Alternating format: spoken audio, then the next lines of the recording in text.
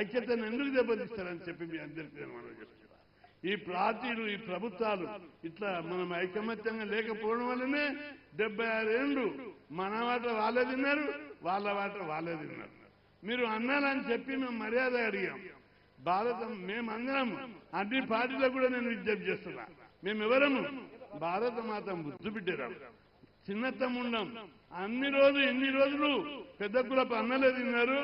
మా తమ్ముళ్ళైన బీసీలకు, ఎస్సీలకు, ఎస్టీలకు, మైనార్టీలకు మా వాట మాకు ఇవ్వమని మర్యాద అడుగుతున్నాం. ఇది ప్రజాస్వామ్యం. ప్రజాస్వామ్యం లోపల ఏ కులం ఏ సామాజిక వర్గంకు వారి వాట వారికి ఇవ్వవలసిన అవసరం ఉంది. 76 ఏళ్ల తర్వాత కూడా ఇటీవల అనేక సర్వేలు జరిపినప్పుడు చూస్తుంటే ఎక్కువ పేదరికం ఉన్నది ఎవరికి తెలుసా? ఎస్సీలు, ఎస్టీలు, బీసీలు, ఓబీసీలు. మన కులాలనే ఇంకా 50% పైగా పేద కులాలు ఉన్నాయి.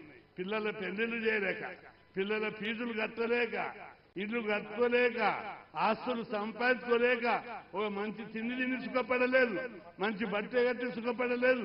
పుట్టినప్పటి నుంచి మన కులాలు పుట్టే కష్టాలు పడ్డాయి. ఈ కష్టాలు తీరాలనే మనం ఈరోజు పోరాటం చేస్తున్నాం. మీ అందరికీ తెలుసు 50 ఏళ్ల నుంచి మన పిల్లలు చదువుకోవాలని 6,000 హాస్టళ్లు పెట్టించుకున్నాం, 1,500 గురుకుల పాఠశాలలు పెట్టించుకున్నాం. మన పిల్లలు చదవాలి. మా చదువు మీదనే మన బీసీల పోరాటం ఇన్ని రోజులు 50 ఏళ్ళు కూడా చదువు కోసం, మన పిల్లల చదువు కోసం, మన చదివితేనే మన కులాలు బాగుపడతాయని పోరాటం చేశాం. దేశంలో బీసీలు, దళితులు ముఖ్యమంత్రులు ఉన్న రాష్ట్రాల్లో లేనన్ని స్కీములు మనం పెట్టాం.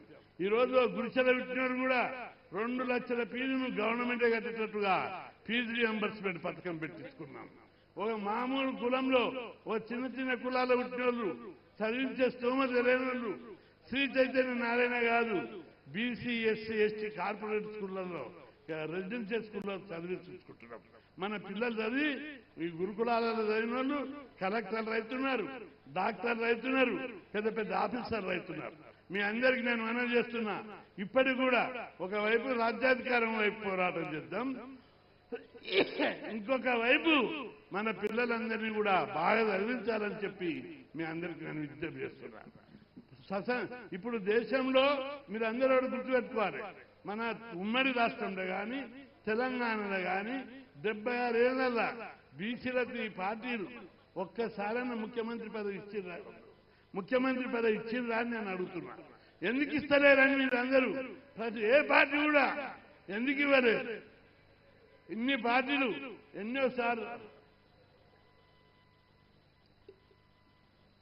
ఎన్నోసార్లు సమర్థులైనటువంటి నాయకులు ఆయా పార్టీలలో ఉండ్రి, వాళ్లకు బీసీలు అయినందుకే జగన్నాథరావు ముఖ్యమంత్రి అయ్యే అవకాశం ఉండి ఇవ్వలేదు.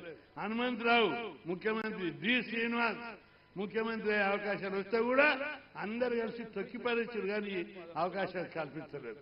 కాబట్టి మనను ముఖ్యమంత్రి పదవి రాకుండా తొక్కి పెడుతున్నారు. అవకాశం మన వాళ్ళే ముఖ్యమంత్రి ఉంటే మన బతుకులు ఇంకా బాగుపడాయి. ఈ 50 ఏళ్లలో మన బతుకుల లోపల మార్పు వచ్చింది. కానీ ప్రపంచంలో ఇతర దేశాల్లోని పోల్చి చూసినప్పుడు వాళ్ళ అమెరికాను, ఇంగ్లాండ్ను, ఫ్రాన్స్, జర్మనీ, జపాన్ ఇతర దేశాలతో పోల్చి చూసినప్పుడు మన పేదరికాన్ని, మన అభివృద్ధిని ఇంకా అంత పెద్ద ఎత్తున డెవలప్మెంట్ కావాలి. మన డెవలప్మెంట్ కావాలంటే మనవాడు వడ్డించేవాడు మనవాడు ఉండాలి. వడ్డించేవాడు ఎవడు? ముఖ్యమంత్రి. మీరు చూడండి, ఇప్పుడు మనకు 7-8 ఏళ్ల నుంచి బీసీ కార్పొరేషన్ నుంచి 10 ఏళ్లలో ఒక్కరికైనా రుణాన్ని వచ్చిందా? అదే మనవాడు ముఖ్యమంత్రి ఉంటే బీసీ బంధు పథకం పెట్టి ఇంటింటికి 20 లక్షలు ఇచ్చేది, మన బతుకులే మార్పు వచ్చేది. కాబట్టి ఈ వేదిక ద్వారా డిమాండ్ చేస్తున్న రాష్ట్ర ప్రభుత్వాన్ని బీసీ బంధు పథకం పెట్టి ప్రతి కుటుంబానికి 20 లక్షల రూపాయలు ఇవ్వాలని చెప్పి ఈ వేదిక ద్వారా డిమాండ్ చేస్తున్నారు. ఇక మన సోదరులందరూ ఇప్పుడే, ఎందుకంటే ఎక్కువ టైం లేదు, బ్రీఫ్ గా కట్ చేసుకుంటూ వస్తున్నారు. ముఖ్యంగా మన రాజకీయ ప్రాతినిధ్యం పెరగాలి.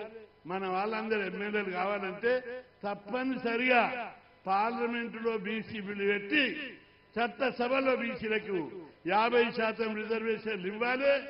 అంతవరకు ఏ బీసీ కూడా నిద్రపోవద్దని చెప్పి నేను మనకు బీసీల యొక్క ఉద్యమ పంతం మార్చాలి. మనం ట్రెడిషనల్ సాంప్రదాయ పద్ధతులు కాదు. మన కాస్టల్లో వచ్చినాయంటే ఒట్టిగా రాలేదు, గురుకులాలు వచ్చినాయంటే ఒట్టిగా రాలేదు. 1978 సెప్టెంబర్ 27 నాడు ఎవరైనా ఉంటూ ఉండొచ్చు ఇక్కడ 2000 మందిని తీసుకొని అసెంబ్లీని తుక్కుగా వలగొడితే అప్పటి నుంచి చేస్తారు. 1982 4000 మందితోటి తెలుగు సంక్షేమ భవన్ మీద దాడి చేసి కార్లు బస్సులు విధ్వంసం సృష్టిస్తే అప్పుడు గురుకులాల పాఠశాలలు వచ్చాయి. అంటే మేము ఇప్పుడు ధ్వంసం చేయమని చెప్పడం లేదు, కానీ ఉద్యమ పంత మార్చాలి. మీరు చూడండి, హర్యానాలో జాట్స్ చాలా